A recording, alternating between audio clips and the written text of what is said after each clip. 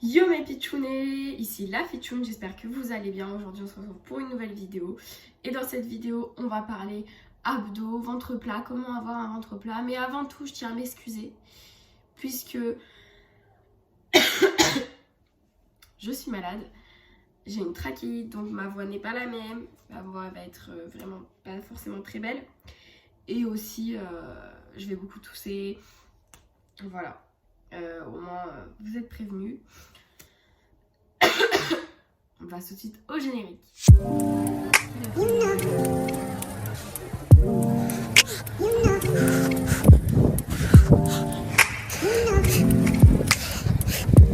Donc cette vidéo va se dérouler comme d'habitude. Un premier point anatomie, un deuxième point sport et un troisième point alimentation.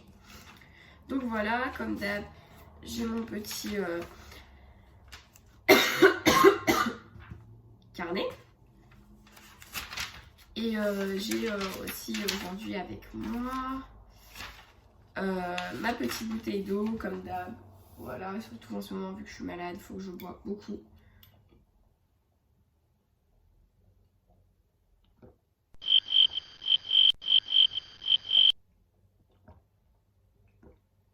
Ça fait énormément de bien de boire quand on a très mal à la gorge. Donc voilà. Donc on va commencer tout de suite avec le premier point. Ça va me saouler, ça va me saouler, ça va me saouler. Le premier point, anatomie. Alors pour commencer, au niveau de nos abdos, au niveau anatomie, on a 4 muscles au niveau des abdos. Donc ces muscles ont pour but de tenir nos viscères, nos organes qui sont présents à l'intérieur de nos muscles. Ils sont très importants pour avoir une posture quotidienne très bien, très bonne pour notre dos, pour nos lombaires. Je vais couper au montage les tout parce que ça peut être possible. Ça peut être possible. Donc voilà. Merde. Bref, c'est le centre de l'équilibre. C'est le centre de l'équilibre de notre corps. Les abdominaux sont les muscles très importants de notre corps. Et oui, mes pitchounets, il faut les travailler. Et pour ça, on va d'abord présenter l'un des premiers muscles, le plus profond, le transverse. Alors le muscle transverse, c'est celui qui est plus proche des viscères, beaucoup plus proche des viscères. C'est le plus profond. Il se situe il se situe sous les obliques et les grands droits. Donc comme je vous ai dit, c'est les plus profonds. Les muscles du transverse, les fibres musculaires du transverse, sont à l'horizontale. Et leur rôle principal, c'est de maintenir les viscères. Ils participent aussi à l'expiration. C'est pour ça que je vous parlerai d'une technique plus tard dans le sport d'expiration pour travailler ses abdos en hypopressif. Et voilà, le transverse, c'est celui qui va vous permettre d'avoir un ventre plat, à coup sûr. Voilà.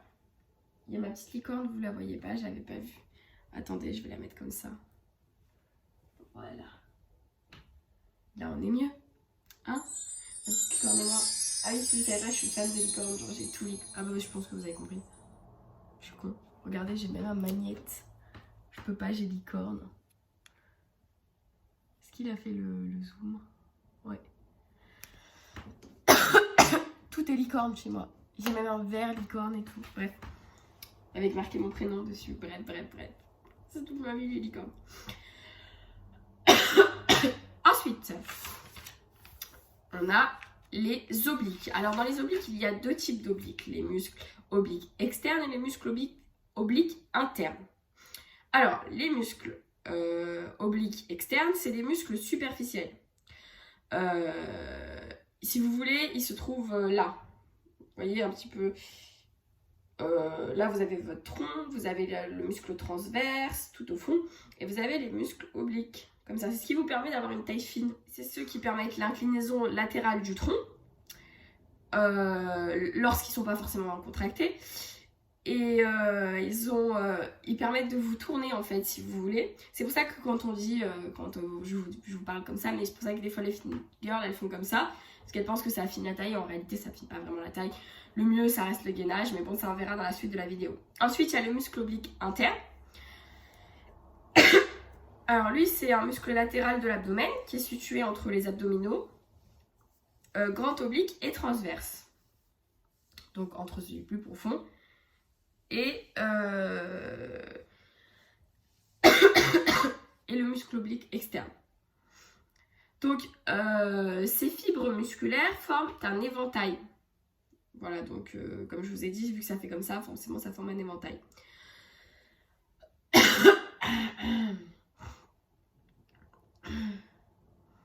Ils ont une action d'inclinaison latérale et aussi de rotation du tronc. C'est toujours eux qui donnent l'aspect taille fine. Donc c'est pour ça que souvent quand vous verrez dans la suite de la vidéo, mais je vous dis de travailler le gainage. Parce que ça vous permet d'avoir une taille fine si vous travaillez en gainage latéral. Ensuite, après les obliques, on a le grand droit. Alors le grand droit, c'est le muscle le moins profond et le plus superficiel. C'est celui qui va vous donner l'aspect tablette de chocolat. Et c'est un muscle pair, plat et polygastrique. Donc en plusieurs parties.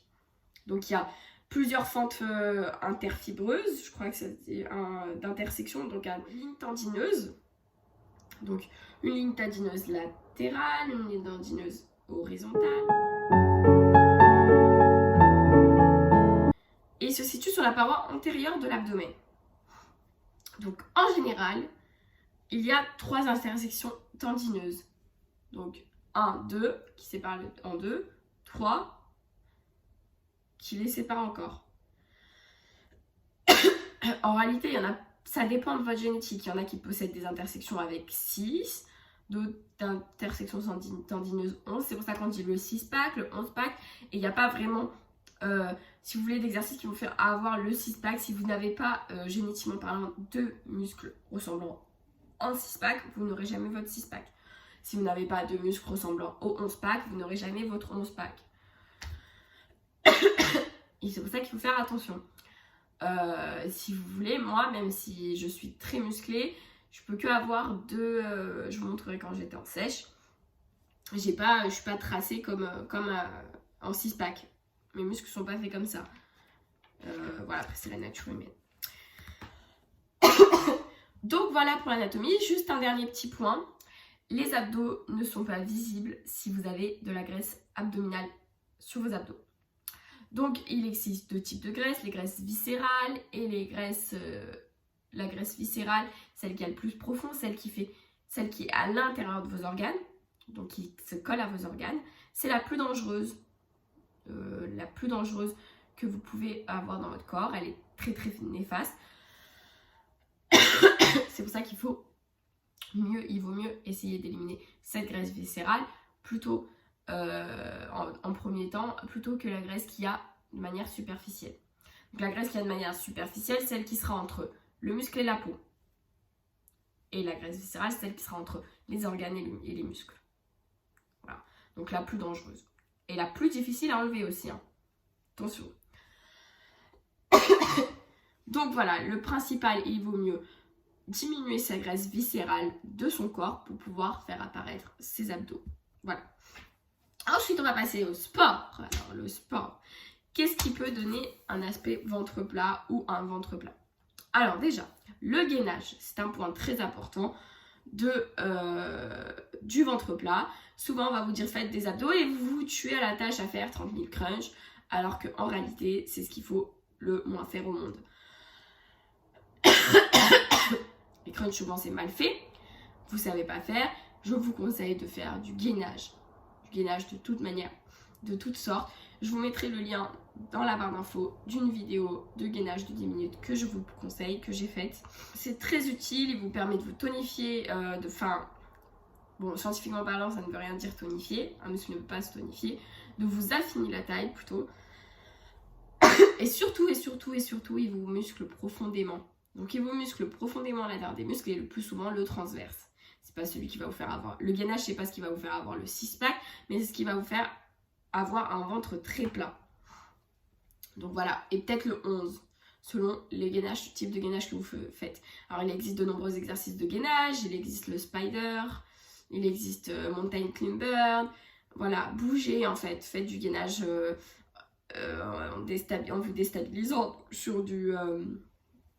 avec vous pouvez faire du gainage à l'aide de cet appareil, je ne sais pas si vous le connaissez, c'est un TRX. C'est un TRX, alors ça coûte 20 € chez Decathlon. Ne prenez pas de la marque TRX parce que sinon vous allez payer 200 €. Vous avez une petite sangle là que vous avez dans le sac quand vous l'achetez. Vous l'accrochez, voilà, vous l'accrochez à l'intérieur.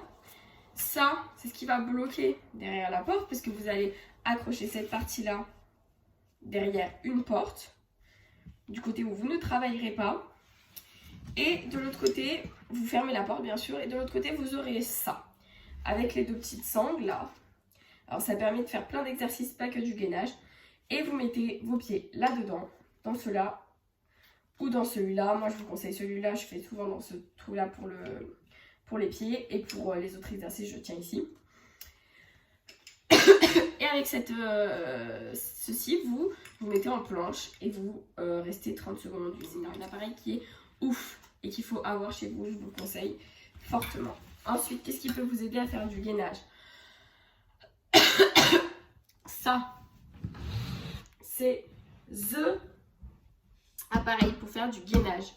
C'est une kettlebell Swiss Ball. Donc c'est une Swiss Ball, et les Swiss Balls c'est génial parce que vous mettez en appui les avant-bras dessus et les pieds en gainage comme si vous faisiez une planche à terre, au sol. Sauf que vous devez rester en équilibre. Vous devez rester sans tomber et sans bouger sur cette Swiss Ball en planche. Et ça fait vraiment travailler, vous allez voir, vous n'allez pas comprendre. Ça va vous faire très mal. Et ensuite le dernier, et pas des moindres, ce petit appareil. Je pense qu'il y en a qui le connaissent. Les mains ici en planche sur les genoux, et vous descendez et vous ramenez à l'aide de vos abdos. C'est vos abdos, vous contractez toujours, ce sont vos abdos qui se contractent. Donc voilà pour le gainage. Ensuite, le stomach vacuum, je ne sais pas si vous connaissez, mais c'est une technique de respiration en hypopressif.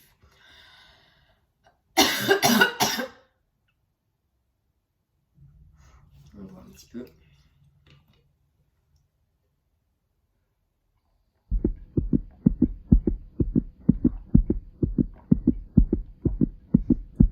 Je fais un grand effort quand même là parce que parler ça devient fou, ça fait mal à la gorge. Après je vais plus parler de la journée.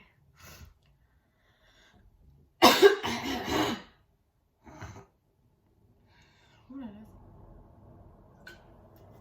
Soyez en passant, si vous avez des remèdes, n'hésitez pas à me le dire. Donc le stomach vacuum, c'est une technique de respiration qui permet de travailler les abdos de manière hypopressive et qui affine le tour de taille. Et par contre, toutefois, ne supprime pas le gras. Le gras ne sera jamais supprimé malgré des tonnes d'abdos, malgré des tonnes de cardio si vous mangez derrière n'importe comment, ou en tout cas plus que les calories qu'il faut. Donc voilà. Alors pour faire cette technique, je vais essayer de vous la montrer pendant 5 secondes. Donc voilà. Et ça marche vraiment bien. Vous faites ça tous les matins, vous en faites 10 de répétitions, vous allez voir, c'est génial. Ensuite, les mouvements polyarticulaires. Les mouvements polyarticulaires sont très intéressants. Ils sont très intéressants parce qu'ils sollicitent plusieurs muscles, donc souvent le centre de gravité du corps. Donc souvent quand on fait des squats, on va solliciter beaucoup les muscles abdominaux. Voilà, quand on fait les jambes, on va souvent solliciter beaucoup les abdominaux.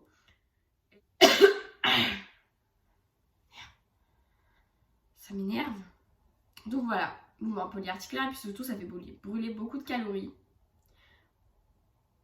Mouvement polyarticulaire parce que surtout ça fait brûler beaucoup de calories. Donc voilà. Et ensuite le cardio. Alors le cardio c'est un point très important. C'est ce qui va vous faire perdre le gras qu'il y a au-dessus. Sauf si vous mangez n'importe comment, bien sûr vous ne perdrez pas le gras qu'il y a en surplus. Donc souvent moi je conseille le HIIT puisqu'il alterne à des phases où on sollicite les abdos mais en même temps on sollicite le cœur pour brûler un maximum de calories. Voilà. Ensuite, on passe à l'alimentation. Alors, l'alimentation, là, ça va être une partie transit. Alors, Le transit, c'est la partie la plus importante d'un ventre plat. Et si vous voulez pas de bras, pas de chocolat, donc pas de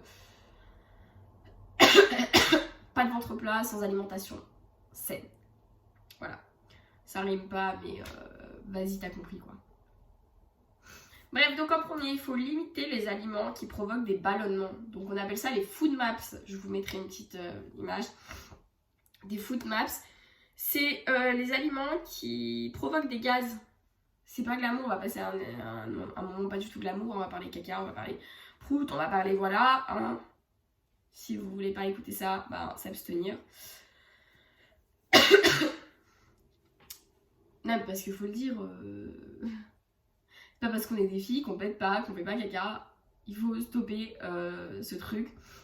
On fait pas caca des paillettes, on n'est pas une licorne. Même si j'aimerais trop être une licorne dans tous mes rêves, j'aimerais trop être une licorne. Ma licorne à moi. Voilà. Donc par exemple les choux Bruxelles, choux rouges. Voilà, si vous nettoyez pas vos pois cassés, vos légumineuses, forcément ça va être des food maps. Voilà. Donc je vous mettrai la photo en barre d'infos. Ensuite, il faut augmenter les fibres. Les fibres servent à, si vous voulez, il existe deux types de fibres, solubles et insolubles, et il faut mélanger ce type de fibres. Je ne vais pas m'attarder sur ça, mais il faut mélanger ce type de fibres dans son alimentation, puisqu'il y en a une qui permet de protéger l'intestin, et une qui permet de vous faire... Bah, les deux permettent de faire caca. Hein. Les deux permettent de faire caca. Un bon transit rime avec un caca fait souvent. Voilà, désolé, c'est pas du tout glamour, on passe à un point hors glamour. Mais plus il y a de fibres dans ton alimentation, donc de légumes, de blé complet, de fibres des pois cassés, des lentilles, tout ça, plus tu vas aller aux toilettes. Et plus tu auras un ventre plat. Voilà. Ensuite, le jeûne intermittent. Alors, le jeûne intermittent, vous aurez une deuxième vidéo dans la semaine sur ça. Puisque je suis actuellement en train de tester le jeûne intermittent. Je suis au 2e jour du jeûne intermittent. Pour l'instant, tout se passe bien, j'ai pas faim. Le jeûne intermittent, ça consiste à faire 16 heures de pause pour son transit intestinal et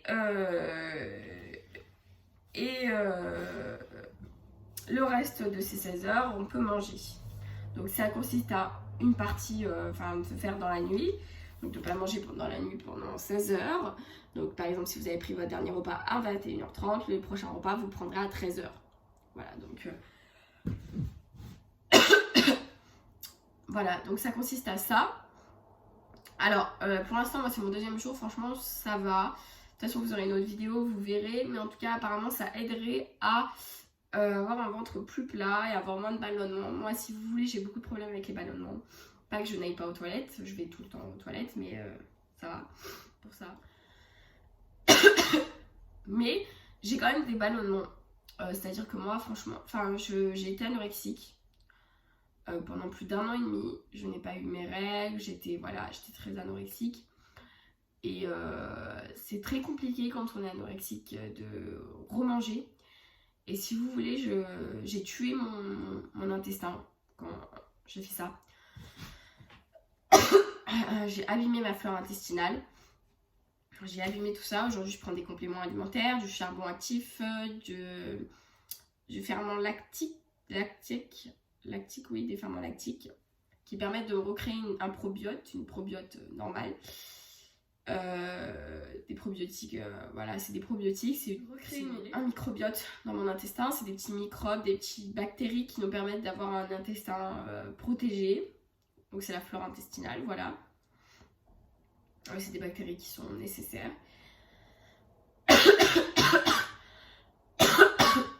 Donc voilà. Et ça a été détruit lors du moment où j'ai fait l'anorexie. Voilà. Après, c'est pour ça qu'il faut faire vraiment attention. Je n'aime pas mon ventre, je le déteste. Je trouve qu'il est trop gras. Je trouve que voilà, on part sur des complexes, mais bon, après, chacun ses complexes, chacun pense ce qu'on veut. Je trouve qu'il est trop ballonné. Je trouve que, je suis pas à l'aise avec mon ventre et je l'ai jamais réellement été. Je sais pas pourquoi, je ne sais pas comment. Et j'essaye d'y remédier chaque jour. J'essaye de m'aimer comme je suis, mais c'est des fois un petit peu compliqué. Mais bon, on fait comme on peut. Et ensuite, en dernier point, il faut boire beaucoup d'eau. Alors, il faut boire beaucoup d'eau parce que l'eau permet d'hydrater les selles afin qu'on aille encore plus aux toilettes, qu'elles soient plus aptes à sortir, si vous voulez. Et voilà, c'est très important. Quoi d'autre? Est-ce que je vais... Oui, les compléments alimentaires, je vous en ai parlé. Moi, je prends chez Dieta Natura ou un truc comme ça, Dieti Natura. Et c'est des compléments géniaux. Et vraiment, ils sont oufissimes. Ils sont pas chers du tout. C'est pour ça que je vais sur ce site.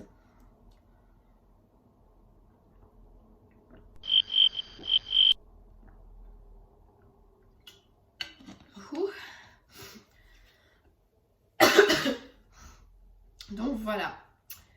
En tout cas, je crois que c'est tout. Je vous referai une vidéo sur le jeûne intermittent à la fin de la semaine et vous verrez ce que ça a donné pour moi. Pour l'instant, les premiers jours se passent bien. Quoi d'autre? J'espère que cette vidéo vous aura plu, qu'elle vous aura été utile. Sur ce, on se dit à dimanche pour une nouvelle vidéo. Et je vous fais de gros bisous et ma licorne aussi. N'oubliez pas de mettre un pouce bleu sur la vidéo, de laisser un commentaire et mes pitchounets, lâchez rien, vous êtes des guerriers. Et oui, maman pitchoun, elle vous le dit, vous êtes des guerriers. C'est des guerriers ou pas? Oui, mais oui, je t'ai dit, c'est des guerriers. Oh, elle est trop mignonne, ma licorne. Oh, j'étais...